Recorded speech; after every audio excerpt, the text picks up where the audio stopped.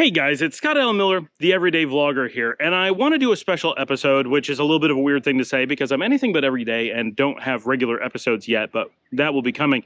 And I've actually been deep into making an episode about GoPro and why I like GoPro so much as a vlogging tool, and we're going to have that soon. But there's been this Insta360 debacle going on, and I want to take a moment to talk about the scandal because I think this is important, especially for vloggers. So, first of all, I want to say I am an Insta360 user, but not primarily, but I do have a few devices.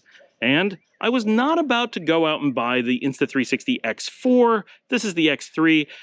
But honestly, I was seriously considering it and was probably going to stick with Insta360 for my 360 ecosystem because I've been very happy with the X3. Now, I'm not sponsored, and if you don't know the scandal that's going on, now I do have a busy other vlog channel. Obviously, this channel is not sponsored. This is relatively new, but my other channel is definitely large enough. I could be sponsored. I am not sponsored by any camera vendors, any equipment makers whatsoever. I would love to be for a vlog. I think that's a perfectly fine thing. I'm not making camera recommendations in most cases. Well, for my actual vlog, this one, that would be different. But it turns out that at least this is what's being reported. So I don't want to go too harsh on Insta360 just yet. As far as I know, they have not yet responded. We're going to see what happens.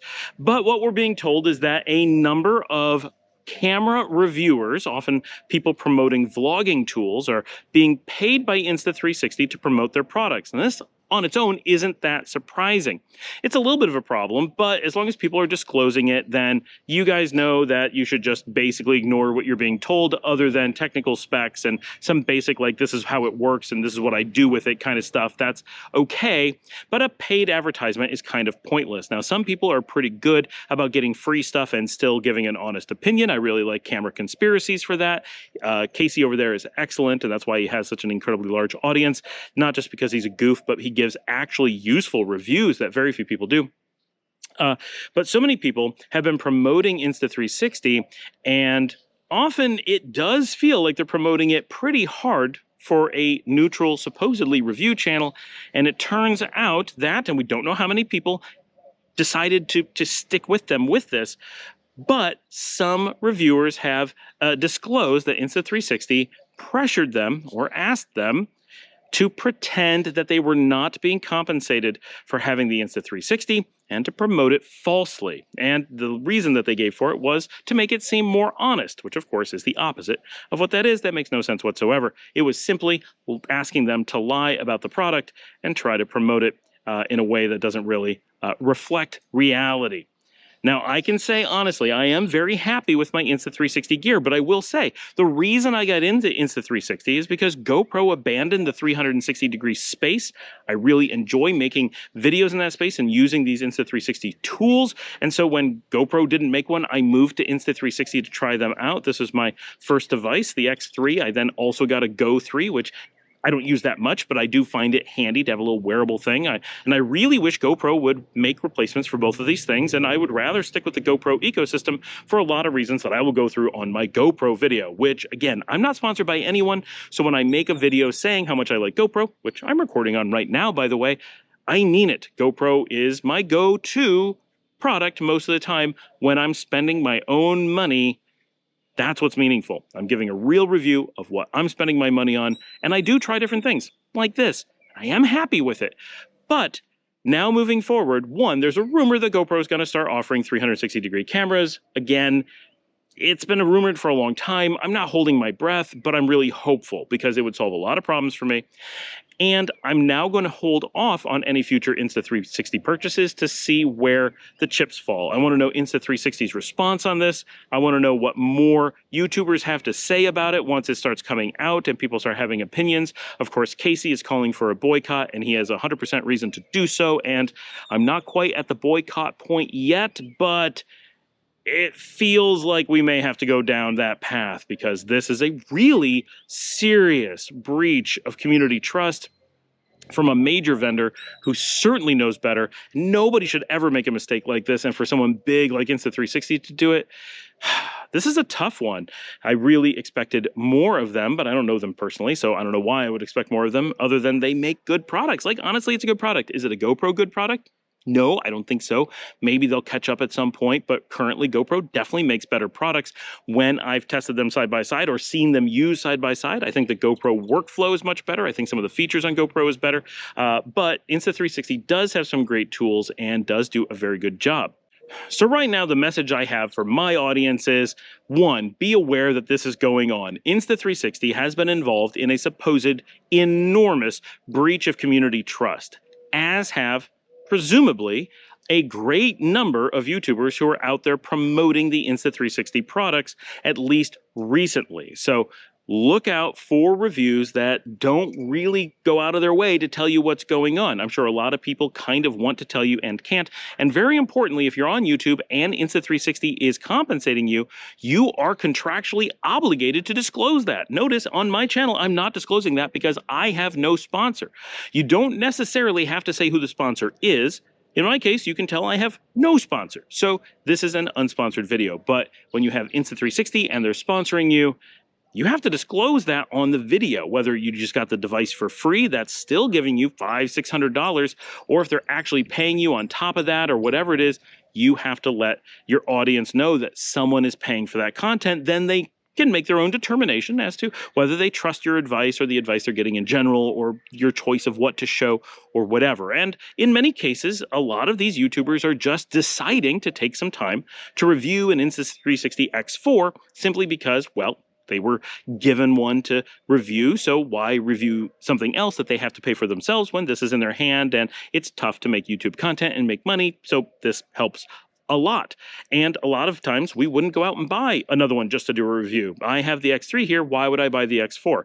Unless I earn enough from doing the review from you guys watching, which is very unlikely, I can't afford to get the X4 just to do that because I don't get paid otherwise, only from the views. So it makes sense that it's very tough for review sites to have enough equipment to do real reviews outside of someone like Marcus Picks, because there's just not a financial way to make it feasible to have any amount of equipment.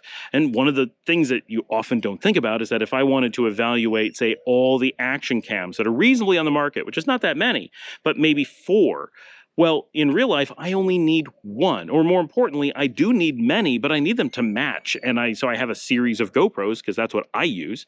And if I was to go out and do comparisons with other camera vendors, I'd have to buy another one from each camera vendor. And generally, I wouldn't use them. I'm sure I would use them some, but I wouldn't use them like I use my main ones. They would just be collecting dust for the purpose of being able to do reviews. That's great if you can make enough views to make that financially make sense, but that's very difficult to do. So a lot of reviewers depend on getting free equipment, whether it's a loan or a gift, and often it's a loan that they don't ask for back, so they can kind of have a gray area and say, no, we didn't compensate them, we just forgot to ask for it back. And if they ever get in trouble, then they go, oh, we remember now, please send that back. I've had big vendors do that with me. When I worked on Wall Street, people would be like, oh, here's a $2,000 laptop. I'd like you to, just consider it for the office. And, oh, we forgot to ask for it back. Whatever. It's old now. We don't care.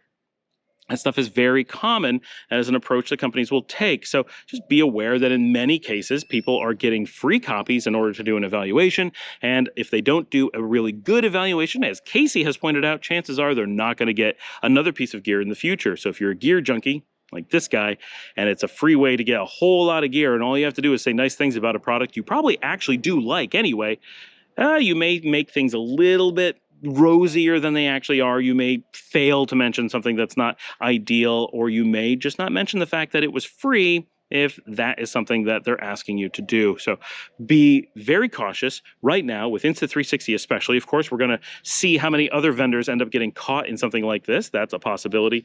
But for now, I would definitely hold off on new Insta360 gear and see what happens over the next few months. But for me, while I do like them, I've been very happy with them, I am currently halting any potential purchases. Not that I was about to go make one. Full disclosure, I was not at a spot where I was making a critical decision, but I am going to be almost guaranteed making a leap to GoPro's 360 products if GoPro gets one on the market in a reasonable amount of time. I will simply count this as an experiment. That was fine. This will be a backup tool, and I'll move to the GoPro 360, whatever it is, the Max 2. We hope that would be a sensible name for it, and move forward with that. I will be, of course, moving to the GoPro 13 come this fall. I had honestly considered moving to the Insta360 product that competes with that, because it is a little bit cheaper, has some really nice features, has a newer sensor, has been getting some good reviews. However, I now can no longer trust those reviews, and the reviews that I feel are a little bit more critical seem to not be as positive. It's still a good product. I'm not saying it's not a good product, just saying that I'm not getting these glowing reviews about it that I would expect if it was truly a better product. And so that potential cost savings that maybe I wasn't seriously considering, but definitely crossed my mind, I am most definitely not going to be doing now. I will be sticking with GoPro, and of course trying out some DJI stuff. I'm not super ultra loyal. Sorry, GoPro, but you do make great products, but you could make a wider range of products. It's fine if you don't want to, but if you don't make the whole range of things that I need, I have to buy them from somewhere else. That's just how it is. But GoPro does a fantastic job. I've been with them since the GoPro 4, the Hero 4, and have had the 4, the 5, 2 9s, a 10, 11, 12, and we'll definitely be getting a 13. I skipped the 10 and there's a few years there where I was doing very little, so I didn't have one during that time, or a new one during that time. That is where we are. That is my take on the current Insta360 situation.